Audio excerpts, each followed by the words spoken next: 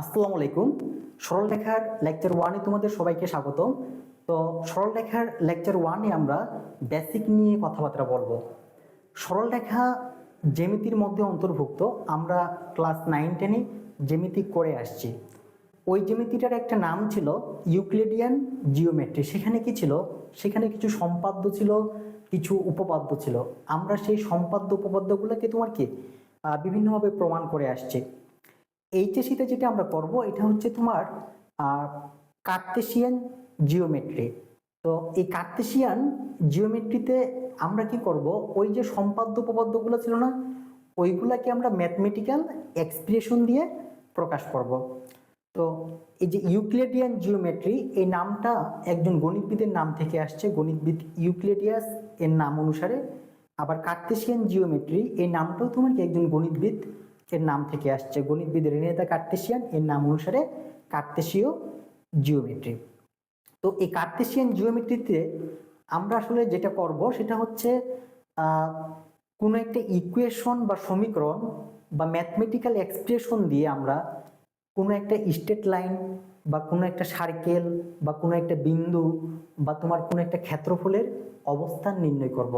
এই কাজটা সর্বপ্রথম গণিতবিদ রেনে দ্য কার্তেশিয়ান করছিল, সেই জন্য তার নাম অনুসারে তোমার কি কার্তেশীয় জিওমেট্রি। তো এখানে খুব মজার একটা ঘটনা আছে। গণিতবিদ রেনে দ্য কার্তেশিয়ান একদিন রুমের মধ্যে শুয়ে আছে। তো রুমের ভিতরে একটা মাছি ঢুকছে। এখন রুমের সাপেক্ষে মাছির অবস্থান নির্ণয় করতে যাই উনি কার্তেশীয় জিওমেট্রি সম্পর্কে প্রথম ধারণা দেয়। তো এই যে কার্তেশীয় জিওমেট্রি এটা কেমন, আমি তোমাদের একটু বুঝাই, তাহলে তোমরা তোমাদের জন্য ক্লিয়ার হবে। বেসিকটা ক্লিয়ার হলে তোমরা পরবর্তীতে ম্যাথগুলো খুব ইজিলি করতে পারবা। সাপোজ ধরো এটা একটা ক্লাসরুম, আমি এখানে একটা ক্লাসরুম আঁকলাম।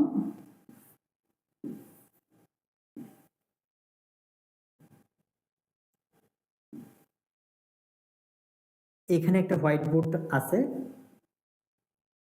এটা ফার্স্ট বেঞ্চ। এখানে 3জন স্টুডেন্ট বসে আছে। কয়জন? 3জন। আমি এর নাম দিলাম হৃদয়, তারপরে এর নাম দিলাম সুমন, তারপরে এর নাম দিলাম আকাশ। ক্লাসে নতুন একটা স্টুডেন্ট আসছে, তার নাম হচ্ছে তোমার কি আরিফ। তো আরিফ ক্লাসে নতুন। ঘটনাটা মনোযোগ দিয়ে শোনো। এই ঘটনাটা যদি ভালো করে বুঝতে পারো তাহলে তোমার কি কার্তেশিয়ান জিওমেট্রি সম্পর্কে তোমার কি ধারণা হয়ে যাবে। তো আরিফ ক্লাসে নতুন আসছে, নতুন আসার পর সে প্রথমে ক্লাস টিচারের সাথে পরিচয় হয়েছে। পরিচয় হওয়ার পর ক্লাস টিচার আরিফকে একটা কাজ দিছে যে আরিফ তুমি ক্লাসে যাও, ক্লাসে যাই তুমি কি করো, সুমনকে ধরে নিয়ে আসো। এখন আরিফ বলতেছে স্যার আমি তো সুমনকে চিনি না, আপনি আমাকে কিছু হিন্টস দেন যাতে আমার কি হয় সুমনকে চিনতে সুবিধা হয়। এখন ক্লাস টিচার বলছে যে সুমন হচ্ছে ওই ছেলেটা যে হোয়াইট বোর্ড থেকে 2 মিটার দূরে বসে আছে। তো এটা হোয়াইট বোর্ড। তো হোয়াইট বোর্ড থেকে সে মাপলো যে ফার্স্ট বেঞ্চের দূরত্ব 2 মিটার। তাহলে কি 3জনেরই দূরত্বই তো তোমার কি 2 মিটার, কারণ 3জনই তোমার কি ফার্স্ট বেঞ্চে বসে আছে। সে কি সঠিকভাবে আইডেন্টিফাই করতে পারবে এই ক্লুর মাধ্যমে যে কোনটা আসলে সুমন? পারবে না। তো আমি 2 মিটার কথাটা এখানে লিখে রাখলাম। সে ক্লাস টিচারের কাছে আবার ব্যাক গেল আরিফ, যাই বলল স্যার এই ঘটনা, আমি তো আমি তো মাপলাম, মেপে দেখি যে ফার্স্ট বেঞ্চে দূরত্ব 2 মিটার এবং ফার্স্ট বেঞ্চে 3জন বসে আছে। আপনি আমাকে আরো কিছু হিন্টস দেন যাতে কি হয় আমার সুমনকে চিনতে সুবিধা হয়। এবার টিচার বলছে যে এই দিকটার দেওয়াল থেকে যে 4 মিটার দূরে বসে আছে, কয় মিটার? 4 মিটার, সেই হচ্ছে তোমার কি সুমন। তো আরিফ ক্লাসে আসলো, এই দিককার দেওয়াল থেকে সুন্দর করে মাপলো নিখুঁতভাবে, 4 মিটার দূরে সুমনের দূরত্ব পেল। ঠিক আছে, কিন্তু এরা আবার কি করছে, দুষ্টামি করে সুমনের ঘাড়ের উপর হৃদয়কে তুলে দিছে।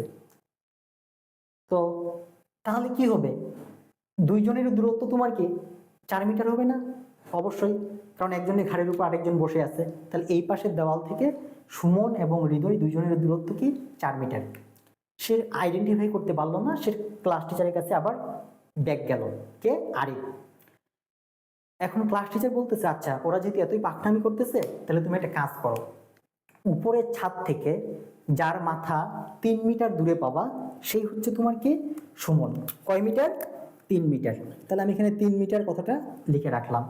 মনে করো আমি এখানে বসে আছি, আমার ঘাড়ের উপর আরেকজন বসে আছে, তো উপরের ছাদ থেকে তার মাথা আর আমার মাথার কি কিছুটা হলেও দূরত্বের পার্থক্য হবে। তো এবার সে উপরের ছাদ থেকে মাপলো, 3 মিটার মাপার পর সুমনের মাথা পেল এবং সুমনকে সঠিকভাবে আইডেন্টিফাই করলো। এই যে সুমনের অবস্থান নির্ণয় করতে যাই, মান কয়টা লাগছে আমার? 3টা। তো সুমনের অবস্থান তুমি যেভাবে নির্ণয় করো না কেন, যেমন এখানে স্যার কি বলছে, হোয়াইট বোর্ড থেকে, যদি পিছনের দেওয়াল থেকে বলতো বা এই পাশ থেকে বলতো বা নিচ থেকে বলতো, মানে যেভাবেই বলুক না কেন, তুমি যদি সঠিকভাবে অবস্থান নির্ণয় করতে যাও কোনো কিছুর, তোমার কি কয়টা মান জানা লাগবে? 3টা মান জানা লাগবে। এটাই আসলে কি 3D বা 3 ডাইমেনশন বা ত্রিমাত্রিক স্থানাঙ্ক ব্যবস্থা। এই পৃথিবীতে আমরা আসলে যা কিছু দেখি সব কিছুই তোমার কি 3D। কিন্তু আমরা এখানে যেটা করব সেটা হচ্ছে কি 2D।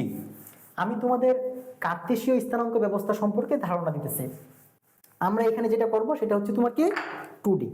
তো আমি এখানে একটা চতুর্ভাগ আঁকলাম, এটা এক্স অক্ষ আর এটা মনে করো ওয়াই অক্ষ। এখানে একটা বিন্দু আছে, আমার উদ্দেশ্য হচ্ছে এই যে মূল বিন্দু 0,0 এখান থেকে এখানে যাওয়া। তো আমি কি করলাম, এখান থেকে এখানে আসলাম, তাই না? তো এটা হচ্ছে তোমার কি ভুজ, ভুজ বা কার মান? এক্স এর মান, এক্স। তারপরে এখান থেকে এখানে এটা হচ্ছে তোমার কি কোটি বা ওয়াই। তাহলে এখানে বিন্দুটা হচ্ছে তোমার কি এক্স কমা ওয়াই। তো তখন আমরা যখন সুমনের অবস্থান নির্ণয় করছিলাম তখন মান লাগছিল আমার কয়টা? 3টা। কিন্তু এখানে মান লাগতেছে কয়টা? 2টা। কেন? তখন সুমনের ঘাড়ের উপর হৃদয়কে তুলে দেওয়া হয়েছিল। তো এখানে একটা বিন্দু আছে, এটার উপর যদি আরেকটা বিন্দু দিই, আরেকটা বিন্দু দিই, আরেকটা বিন্দু দিই, আরেকটা বিন্দু দিই, উচ্চতা কি বৃদ্ধি পাবে? কখনোই বৃদ্ধি পাবে না। তাহলে এই জন্য খাতা কলমে যখন আমরা করব তখন হচ্ছে আমার কি 2D বা 2 ডাইমেনশন, এখানে 3Dর প্রয়োজন নাই। তো এই যে ব্যবস্থাটা, এটি এই যে বিন্দুটার অবস্থান নির্ণয় কার সাপেক্ষে? মূল বিন্দুর সাপেক্ষে। আমি এখান থেকে এখানে গেলাম, তারপর এখানে গেলাম, এটাই হচ্ছে তোমার কি কার্তেশীয় স্থানাঙ্ক ব্যবস্থা। এটা গেল কার্তেশীয় স্থানাঙ্ক ব্যবস্থা সম্পর্কে ধারণা। এবার আমরা যেটা সম্পর্কে জানবো সেটা হচ্ছে পোলার স্থানাঙ্ক ব্যবস্থা। তো আমি এখানে পোলার কথাটা লিখে নিই, পোলার স্থানাঙ্ক।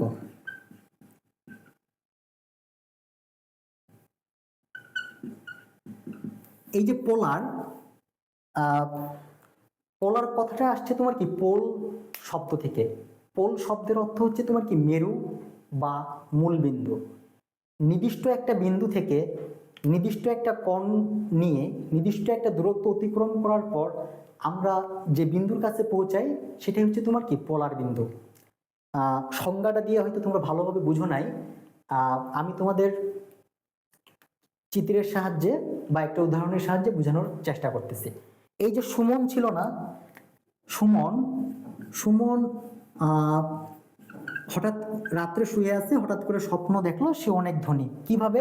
তার দাদার দাদা পরদাদা তার জন্য কি করছে, মাটির নিচে অনেক ধন সম্পদ মানে গুপ্তধন পুঁতে রাখছে। তো আগে তো ব্যাংক ব্যবস্থা ছিল না, মানুষজন কি করতো, ধন সম্পদ কি করতো, সোনা হীরা এগুলা মাটির নিচে পুঁতে রাখতো। তো সে স্বপ্নে দেখছে যে তাদের বাড়িতে একটা পুরাতন আলমারি আছে, আলমারির ভিতরে একটা ম্যাপ আছে, ওই ম্যাপে গুপ্তধনটা কোথায় আছে সেটা সম্পর্কে বিস্তারিত বলা আছে। তো সুমন ম্যাপ বের করলো, ম্যাপের মধ্যে লেখা আছে যে তাদের বাড়ির পাশে একটা পুকুর আছে, পুকুর পাড়ে একটা তোমার কি তাল গাছ আছে, ওই তাল গাছের গোড়ায় গুপ্তধন আছে। তো সাপোজ ধরো আমি এখানে একটা তাল গাছ আঁকলাম, এই তাল গাছের গোড়া থেকে আমরা গুপ্তধন আহরণ করব, আর পোলার স্থানাঙ্ক ব্যবস্থা সম্পর্কে আমরা জেনে নেব। মনে করো এটা একটা তাল গাছ, তাল গাছের এটা হচ্ছে তোমার কি পূর্ব দিক, আর এটা মনে করো পশ্চিম দিক, পশ্চিম দিক। তো সুমন কি করছে, কোদাল নিয়ে তাল গাছের গোড়ায় চলে আসছে। কি জন্য? সে তাল গাছের গোড়া খুঁড়ে ধন সম্পদ উত্তোলন করবে। তো ম্যাপের মধ্যে বলা আছে তাল গাছের গোড়া থেকে সে যদি 5 মিটার খুঁড়ে তাহলে সে কি পাবে, গুপ্তধন পেয়ে যাবে। তো এখানে মনে করো তাল গাছের গোড়া, এখন সে 5 মিটার খুঁড়বে। প্রথম ম্যাপের প্রথম পৃষ্ঠায় এটা বলা আছে। এখন সুমন দুশ্চিন্তায় পড়ে গেছে, সে কোন দিক 5 মিটার খুঁড়বে, এদিক খুঁড়বে না এদিক খুঁড়বে, না এদিক খুঁড়বে না এদিক খুঁড়বে, না এদিক খুঁড়বে না এদিক খুঁড়বে, তাই না? পুরাটা খোলা লাগতেছে, মানে এটা একটা পুকুর হয়ে যাচ্ছে। তাহলে কি এখানে সময় অনেক বেশি লাগতেছে, আবার তাল গাছটাও পুরাটা উঠে যাচ্ছে। এরপর সুমন যেটা আবিষ্কার করলো, দেখলো যে ম্যাপের পরের পৃষ্ঠায় বলা আছে তাল গাছের গোড়া থেকে যদি সে পূর্ব দিকে 60 ডিগ্রি কোণ করে খুঁড়ে 5 মিটার, তাহলে সে গুপ্তধন পেয়ে যাবে। এখানে আমি 60 ডিগ্রি লিখে রাখলাম। তাহলে এই যে তাল গাছের গোড়া, এখান থেকে 60 ডিগ্রি কোণ করে পূর্ব দিকে মনে করো এই জায়গায়, তাহলে এখানে হবে তোমার কি 5,60 ডিগ্রি, তাই না?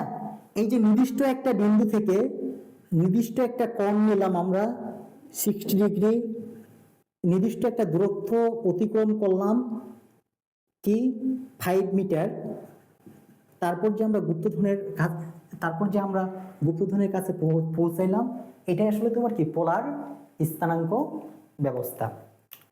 তো যাই হোক, যখন খনি থেকে বিভিন্ন কিছু উত্তোলন করা হয় তখন এই পোলার স্থানাঙ্ক ব্যবস্থার সহযোগিতা নেওয়া হয়। তো যাই হোক, ওইগুলো পরবর্তী আলোচনা বিষয়। আমরা এখন যে কাজটা করব সেটা খুবই গুরুত্বপূর্ণ। এটা হচ্ছে পোলার ও কার্তেশীয় স্থানাঙ্ক ব্যবস্থার মধ্যে সম্পর্ক স্থাপন করব, কারণ এর মাধ্যমে কি করা হয়, অনেক ম্যাথ সমাধান করা হয়। তো আমি এখানে লিখে রাখি পোলার ও কার্তেশীয় স্থানাঙ্ক ব্যবস্থার মধ্যে সম্পর্ক। এটা খুবই গুরুত্বপূর্ণ। পোলার ও কার্তেশীয়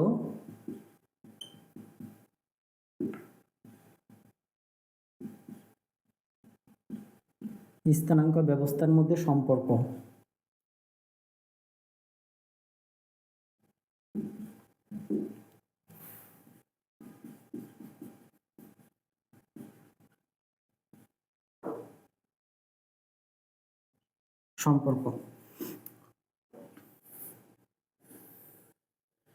এটা x অক্ষ আর এটা y অক্ষ, এটা মূল বিন্দু, আমি ও ধরে নিলাম। এখানে একটা বিন্দু, ঠিক আছে, মনে করো P। আমার উদ্দেশ্য হচ্ছে এই বিন্দু থেকে এখানে পৌঁছানো। তো আমি কি করলাম, এখান থেকে এখানে আসলাম, এটা কার মান, ভুজ বা x এর মান। তারপর আমি কি করলাম, এখান থেকে এখানে গেলাম, এটা হচ্ছে তোমার কি কোটির মান। তাহলে px, y। এই যে আমি এখান থেকে এখানে গেলাম, তারপর তোমার কি এখানে গেলাম, এটাই হচ্ছে তোমার কি কার্তেশীয় বা আয়তকার স্থানাঙ্ক ব্যবস্থা। এটা একটা গেল। এখন আমার একটা বন্ধু বলতেছে যে সে এইভাবে যাবে না, সে ডাইরেক্ট এখান থেকে এখানে যাবে। তো এই জন্য সে কি করলো, সে প্রথমে একটা কোণ নিল থিটা, তারপরে সে কি করলো, এখান থেকে এখানে চলে গেল। তাহলে এখানে তার কি হইল, পি আর থিটা। সে কি করলো, তো আমাদের কাজ হচ্ছে কি এই পোলার ও আয়তাকার স্থানাঙ্ক ব্যবস্থার মধ্যে সম্পর্ক স্থাপন করা। তো এই যে পি ও এখানে দিলাম কি বি, তাহলে ও পি বি দেখতে কার মতো বলতো, একটা সমকোণী ত্রিভুজের মতো। ও পি বি একটা সমকোণী ত্রিভুজের মতো। তাহলে ত্রিভুজ ও পি বি এ আমরা কি লিখতে পারি, অতিভুজ স্কোয়ার, মানে O P square equal to লম্ব স্কোয়ার, মানে PB square plus O B square. এখন ওপি এর মান আমরা কি জানি, আর, তাহলে আমি দিলাম কি আর স্কোয়ার, পিবি এর মান কি, পিবি এর মান ছিল ওয়াই, ওয়াই স্কোয়ার প্লাস তোমার কি এক্স স্কোয়ার, তাহলে X square plus Y square equal to R square, এটা সমীকরণ নাম্বার 1 দিলাম। এটা দিয়ে আমরা অনেক ম্যাথ করব পরবর্তীতে। এটা একটা গেল। এরপর আমরা যে কাজটা করব সেটা হচ্ছে, আমরা জানি না এটা যে সাগরে সাগরে লবণ অনেক, তাই না, মানে সাইন থিটা সমান সমান লম্ব বাই অতিভুজ। এখানে লম্ব হচ্ছে পিবি আর অতিভুজ হচ্ছে ওপি, তাহলে আমি সাইন থিটা রেখে দিলাম, আর পিবি এর মান কত ওয়াই, আর ওপি এর মান আর, তাহলে ওয়াই ইকুয়াল টু আমরা কি লিখতে পারি আর সাইন থিটা, এটা সমীকরণ নাম্বার 2 দিলাম। তারপর আমরা কি জানি যে কবরে ভূত আছে, তাই না, মানে কস থিটা সমান সমান ভূমি বাই অতিভুজ, ভূমিকে ওবি আর অতিভুজকে ওপি, তাহলে কস থিটা ইকুয়াল টু আমরা লিখতে পারি ওবি এর মান কত এক্স আর ওপি এর মান আর, তাহলে X equal to R cos theta, এটা সমীকরণ নাম্বার 3 দিলাম। তো আমাদের ম্যাথ করতে যাই কিন্তু এটাও কাজে লাগবে, এটাও কাজে লাগবে, আবার এটাও কাজে লাগবে। এখন আমরা এই যে এটা আর এটার মধ্য থেকে আরেকটা সমীকরণ আমরা কি করতে পারবো, বের করতে পারবো। সেটা আমরা কিভাবে বের করব, 2/3, আমরা 2/3 করি। তাহলে 2/ যদি আমরা 3 করি, y by x equal to r sine theta divided r cos theta, আমি আর কেটে দিলাম, তাহলে y by x equal to কি থাকতেছে tan থিটা, তাহলে আমরা এখানে লিখতে পারি থিটা সমান সমান tan ইনভার্স তোমার কি y বাই এক্স, এটা সমীকরণ নাম্বার 4। তাহলে আমরা কি করলাম, পোলার ও কার্টেসীয় স্থানাঙ্ক ব্যবস্থার মধ্যে যে সম্পর্ক, এই সম্পর্কটা স্থাপন করলাম এবং এর মাধ্যমে আমরা 4টা সমীকরণ বের করলাম, একটা, 2টা, 3টা, 4টা। এই 4টা দিয়ে আমরা পরবর্তীতে বিভিন্ন ম্যাথ করব। তো এই লেকচারটা এই পর্যন্ত, দেখা হবে পরবর্তী লেকচারে। তোমরা সবাই ভালো থেকো, সুস্থ থেকো, আল্লাহ।